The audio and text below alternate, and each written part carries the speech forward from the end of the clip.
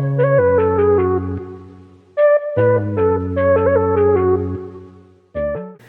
is up, and welcome back again to another episode of So There's That. I'm your hostess doing the mostest, Kivanchi, and we are here, guys.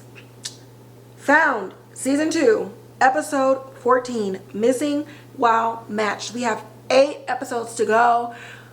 I continue to ask myself, what are they doing to us? What more can you do?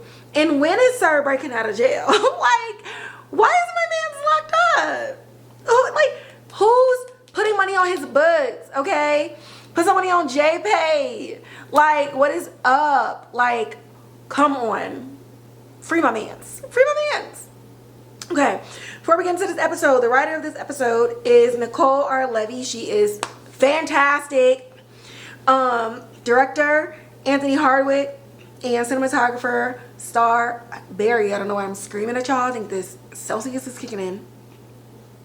Okay, so like I said in the last episode, we're kind of dividing up the story a little bit and grouping certain things together because right now there's so much going on, and I'm not saying necessarily in a bad way, but just going from like Gabi, Dhan, Lacey, Jamie, Margaret, Trent, Sir, like I just want to be able to talk cohesively about what's actually happening with these people in certain different points. So again, just bear with me. If we get future episodes where everything kind of aligns itself, then we'll go back to our traditional storytelling. But until then, this is where we at. Okay. So the main storylines, cool. We're diving right on in to Margaret's life and who kidnapped Gabi. So boom, Margaret is talking to Gabi and we are coming to conclusions, baby. This toy car or train car was in his room the night I was making these flyers. A couple of days later, it wasn't there no more. I blamed the girls again. Who was his other daughter? And I never saw it again until I found it in Jamie's pocket. So now it's like, okay, this is definitely Jamie. But like I said in the last episode, we got a bigger thing to fry because somebody has violated her. And I think it would be obvious if it was somebody who she knew and then they just up and disappeared from her life. So that means that the kidnapper is somebody she probably still talks to or at least reaches out to and checks on some type of basis. Maybe she hasn't seen them face to face in a number of times, but I think she would notice somebody who like left her life immediately after her son went missing, and then all of a sudden like somebody that's close to you, somebody that you allowed in your space is no longer there no more. So I definitely feel like it's a grimy motherfucker like in her life who is still there. That, oh my God, like I'm already sitting with the realization of that. And honestly, all I can say to future Margaret is there's not enough that you can do to this person for when you find them out. Like, build your own prison in that basement, and I'm gonna need you to be pulling fingernails. I'm gonna need you to be pulling teeth. I'm gonna need you to like cut little bits and pieces into some earlobes. I'm gonna need you to do what Sarah did to Elgin on From, and I'm gonna need you to carve an eye out. Like, it's not enough that you can do to whoever it is when we find out who it is. But right now, Margaret ain't ready to tell nobody else. Okay, it's a lot going on. She's like, the team already don't even trust that this is Jamie, and we got bigger things to do. So Gabi, just hold this for me a little bit. I know I judged you hard, and I may be making a wrong decision too. I know I was on you about that secret, and I'm over here choosing to keep a secret, but we need to figure some things out first. So Gabi's like, okay, cool. I'm gonna follow your lead. Gabi gave her a little bit more grace, but okay, I digress. We're moving on. We're moving past it. We are healed. Okay. Now, Trent is again trying to be helpful. Sir, where's your girlfriend? Where's your girlfriend, my guy? And so he's trying to be helpful and he's trying to do all the things and, you know, do the extra steps before Gabi asks. And she's like, oh, I think I can work with this one. Gabrielle, I told you 3 episodes ago, get us off the emotional roller coaster. You don't need to be looking at him. Oh, I think I could work with this Trent. The same Trent that made you doubt yourself? Girl, remember, he is no good for you, okay? Don't be thinking of his body. Don't be thinking of what he did for you in the bed. Let it go, girl. Let it go. Let it go. Like, please, please, do not get back on this train. So, Sir, though. Sir's struggling. Get my man out of jail. Like, what are we doing? So, Sir, after Gabrielle has this little moment with Trent or whatever, she gets a phone call and, hi, you're receiving a collect call from Hugh Evans. If you would like to take this call, press 1. If you would like to decline this call, press 2. If you would like to block this caller forever, press 3. And Gabi presses nothing except the end key. And Sir is upset. Now, what I love about this parallel is in the last episode, Gabi was like, he's keeping me from getting penis, and for the first time in my life, I don't know his next move. But now with this phone call and Gabi not accepting it, I think Sir is in a similar boat. You cannot surveil her anymore. So you also, Sir, don't know Gabi's next move either. And so now we're going down a little bit of a crash out. So much so that the man who needed a baby wipe to wipe the little inky off of his little baby delicate fingers is willing to provoke the COs to get his ass beat and actually mar his beautiful face just to get Gabi's attention. Like, these are the lengths that he's going to try to continue to maintain that control and continue to be in her head. It is wild the way that we get to see the writing and the way that they are mentally connected in this space, and the parallels of it all and the similarities of it all, just between victim and perpetrator. They're both struggling with the same thing, and the thing is, I don't know the other's next move. And now that they're physically separated from each other, they're still not letting each other go when they simply just could. It's crazy, but I love it, right? The show wouldn't be the show without it. So yeah, now because of this, Gabi reaches out to unethical Ethan, and she's like, listen, I do not feel like unpacking anything with any other therapist, and we already know where I want to start, and it's this whole thing with the Sir thing and the now of things. And Ethan's like, look, I don't even practice no more, and like, yeah, we cool and all, like, we just patched things up last week, but like, I'm not even still feeling you like that. And she's like, listen, bro, Sir called me from jail, and I had the opportunity to block him, and I didn't. And Ethan's just like, let me think about it.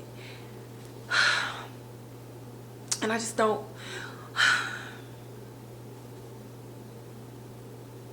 Ethan already still treats Dhan like he's his patient and not his husband.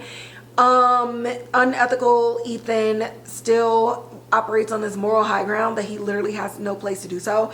And I just, something in me feels like Gabi is like debasing herself and groveling as she goes to him. Like, girl, you don't need his forgiveness that bad.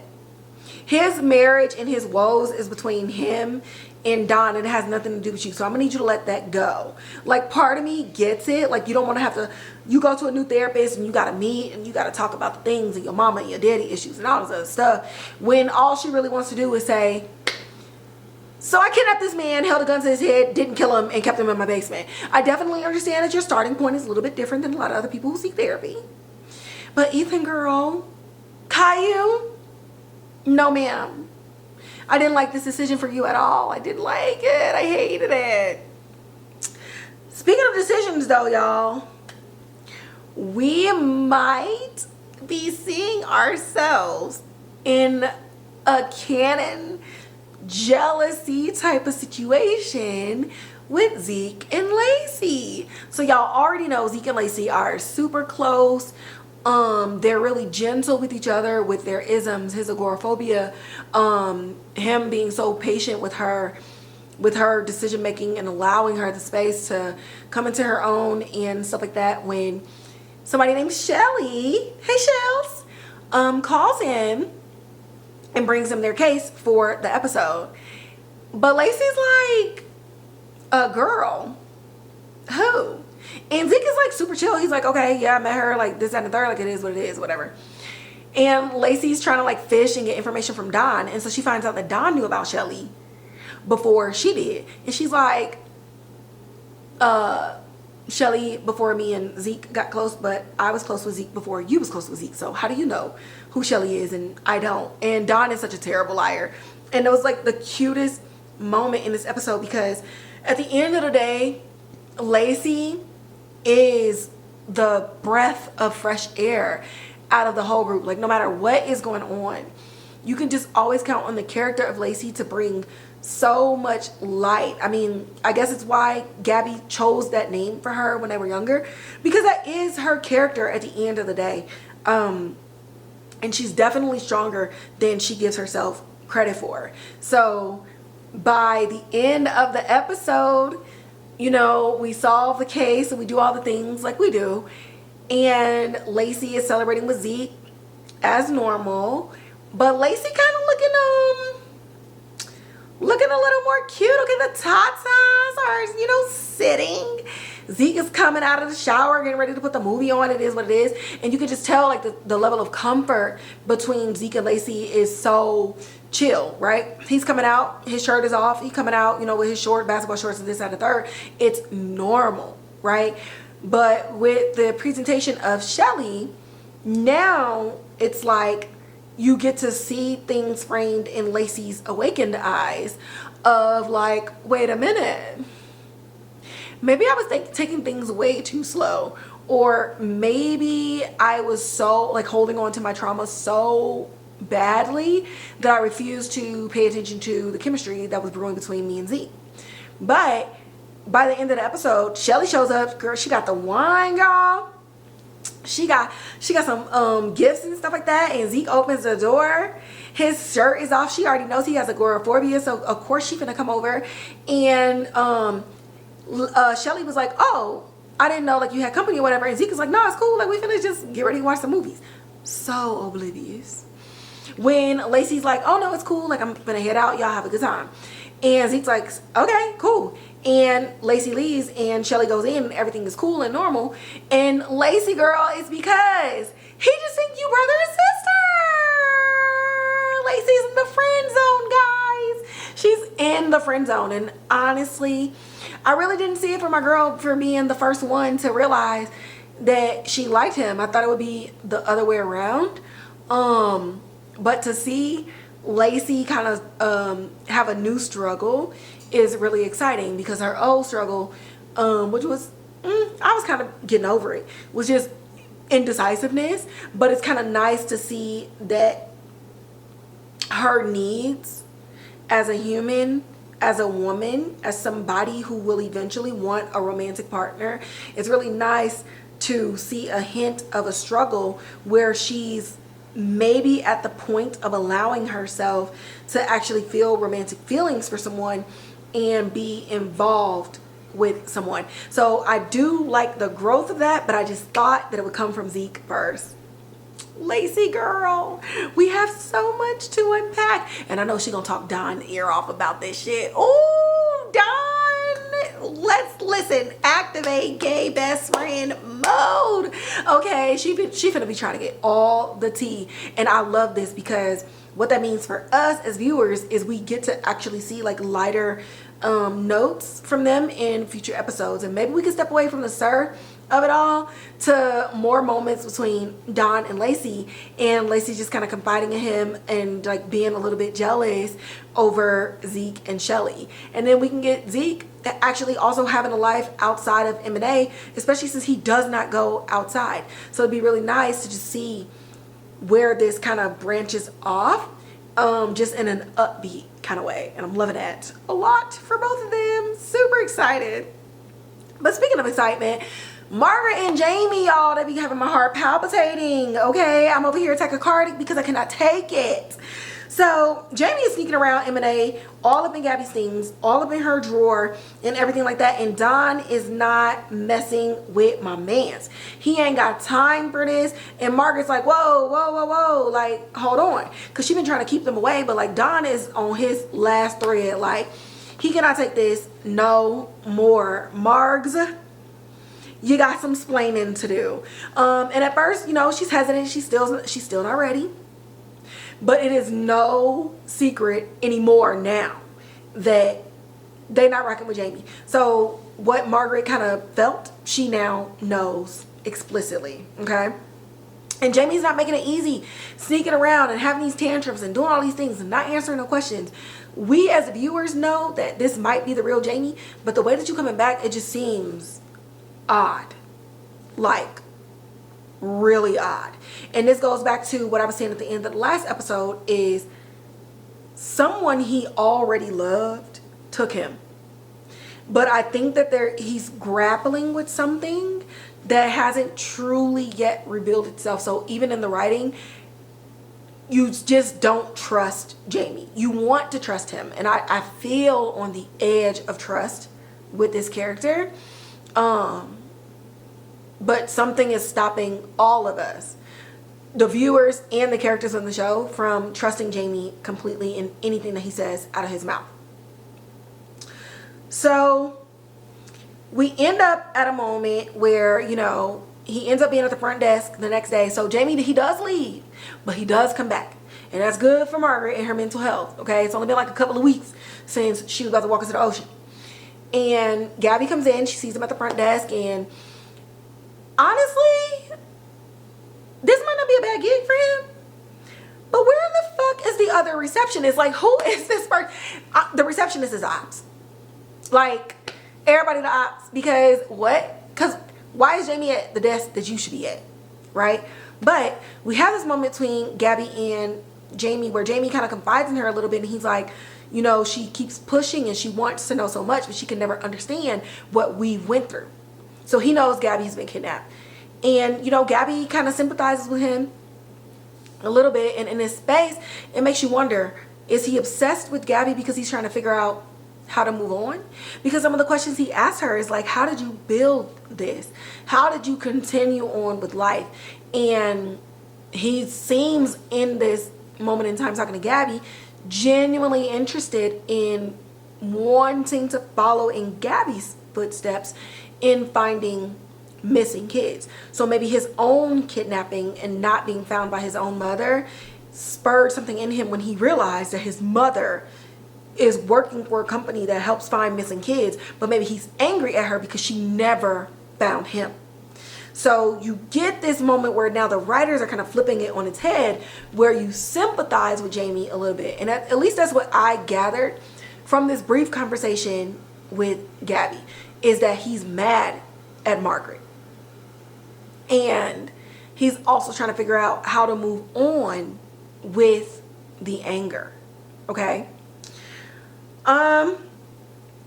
So like I said, the team, they're not with it. And what ends up happening is whatever Jamie stole from Gabi's desk, it ends up coming out and Dhan confronts him, and the whole team ends up confronting Margaret. And she's like, look, listen, I get it and I hear y'all. I am not ready yet, but I understand all of your hesitations. And I'm just trying to do this in my own way. And so they have a little sympathy for her because they also cannot understand her struggle. So everybody's kind of dealing with like a unique struggle when they're like, okay, well, do you need to go after him? Like, it was this whole blow up and everything. And Margaret finally settles and she says, no, we have a job to do. And I was really proud of Margaret in this moment because I think she finally realized, like, she has to trust that he's an adult. And if he doesn't want to come back, now he has a choice to not come back. 1. 2, she has to allow herself the space to not be afraid anymore and to continue to work through her own emotions. And this is a huge step for Margaret. From whereas before, his kidnapping rocket launched her into being able to have the abilities to see things and read things in the way that it was, she still had such a very fragile mental state that when it got tested, it was broken. And so now, we even saw in the last episode, you know, she's telling herself, he's gonna come back, he's gonna come back, he's gonna come back, he's gonna come back. Where she's like giving herself this mantra, and she's trying to fight through that fear. And then you see in this episode, and to me, I feel like it was the confrontation of it all. Like, Margaret, something is off. And her accepting and not being defensive of it all. And being like, yes, something is off. And I'm trying to figure out what it is. And when they offer her that space to go away, like they always did every night when she went back to the bus station, they always let her go. Margaret giving all of the space. In this moment, when they did the exact same thing, she chose to stay. And so we're seeing a strength in her that we've never seen before. And I love that so much for this character. And by the end, Jamie came back after his little tantrum. And so this is like the third time that he's left and come back. So now we're getting a habit of, okay, maybe he just does need space. And so Margaret can trust a little bit that he will come back. And it's his choice as well. So I think this definitely eases some of Margaret's tensions. But when he comes back, he offers up a little bit of information that helps the case, but also gives a little insight to Margaret and Gabi specifically on his experience as well with the information that he dropped. So by the end of the episode, he meets back with her and he's like, look, I can't tell you who took me. And yes, I am interested in M&A. And yes, I am also interested in like getting to know you. Like, I want to do both things. And so he takes her back to the place that he left, and she's panicking. And he's like, I came in here and there was a man who instantly recognized me. So now we're getting full confirmation that this is Jamie. She's kept him out of the press. She's kept him out of the media, everything. He walked in there earlier and this man instantly was looking at the features and said, I know you. And Jamie ended up getting the restraining order lifted. And they got to sit in the place where once she told him to stop getting on her nerves and go play off to the side, they got to sit there together holding hands. And I love this for you, Mark, I love this so much. Meanwhile, y'all, in prison, Trent shows up after this whole case was over just to taunt Sir about Gabi. Like, oh, you thought getting beat up that she was gonna come running to you, like she doesn't want you anymore, you're just gonna sit here, you're just gonna rot. And he's gloating. But again, like I already said, y'all are the same. Y'all are the same. And we're getting dangerously close to the point where Trent, you think you're the good guy and you're also not. And I can't stand people like that. People who frame themselves as being good, but they're still just as bad as the other people, but because it's not like outwardly expressed, they think they're better than the other person. Even you going in here and taunting Sir about Gabi specifically and not necessarily coming over with, or even talking about Lacey, like he just kidnapped Lacey. Like I said before, statute of limitations on kidnapping Gabi, gone. Done. You can't do nothing with that. He'll be publicly vilified, but there's nothing that you could do. But he has a recent kidnapping with Lacey, and you didn't come down here to talk about the case. You came down here to gloat that you still had access to Gabi and he didn't. And so now I'm looking at you a little bit more on the suspect side. Because we always circle back to what are your intentions with Gabi. We circle back to the fact that you don't love her or like her unconditionally. Everything has a condition. And you are no better than Sir, especially in this moment. But Sir, not to be outdone, he walks right up to that little square and he tells Trent, mark my words, she will come back. And what do we see? A Gabi looking at the damn visitation schedule on the correctional facility page with Sir leaning over her shoulder, a mental projection of him professing his love to her and beckoning her to come and see him. So there's that, y'all. I don't even know. don't even know. What did I write down on my thoughts? Okay, Ethan. Okay, I'm gonna keep it light. I'm gonna keep it cute.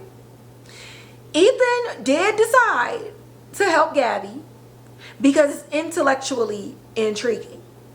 And his only stipulation is that it couldn't be kept from Dhan. As long as we maintain patient doctor confidentiality, you can tell Dhan all you want that she's seeing you. But let's not. And so I appreciate ish that he decided to be the outlet for her. And I like that he was honest of the fact that any psychologist would literally give their right hemisphere of their brain to be her psychologist specifically, because it's a 20-year situation, right? And still going. So I do like the honesty of it all. I just hope that he could put aside his bitchiness for 2 seconds to genuinely be there for her, because we're finally getting an adult Gabi who's ready to admit that she is not okay and that she cannot let go. So I hope that Ethan does not take advantage of her. If he does, I will literally do like those men who did the Barney petition back in the day because they didn't like that their kids liked watching Barney. I will literally set up an irrational petition against Ethan. I'm not even gonna hold y'all. Like, just don't take advantage of my girl. That's it. That's all I ask. And then Jamie, I stand on it. His daddy did it. His daddy in the side piece. His daddy in the side piece did it. Somebody did it. Does Margaret have a sister who could never have kids? What if Margaret has a sister who could never have kids, and then she saw how Margaret was being like super impatient with Jamie, and so she was just like, you don't deserve him. I can be a better mother than him. And so she kidnapped her own nephew. Y'all, we done already found out that she had more than one daughter. Margaret probably got a sister out there, and it seems real Rosemary's Baby. I could see this coming into play as well. And then we have the Sir and Trent situation. I already said this, so I don't want to beat a dead horse. They're the same. And at this point, it's a direct competition for Gabi's attention.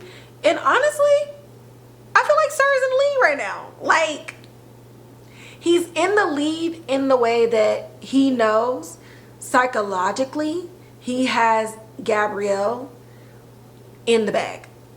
Trent don't have her in no way, shape, or form. And so he's already like at a deficit. But if Trent can actually do his fucking job and look beyond the surface and actually try to get to understand why Gabi does the thing that she does and what her motivations are, and he can get off his high horse, we might be playing on a level playing field. But for now, even with Sir behind bars, you're still a loser. You're still a loser. You will always be chasing her. You will always be imagining her face on Heather's body whenever you're with her. And she's a better detective than you. And so at the end of the day, like, loser, loser, double loser. Get that picture there. And with that, we're going to wrap up this episode. As always, like, share, subscribe, hit the notification bell, leave comments in the comment box below. Make sure you share the audio only link via Spotify and Apple Podcasts. And of course, you can follow me on Instagram at So There's That Podcast, where I talk about all film and television updates, news, upcoming shows, upcoming movies, canceled shows, things of that nature. And then you can find me on Twitter and Blue Sky Social at Kivanchi. And I will catch y'all in the next episode.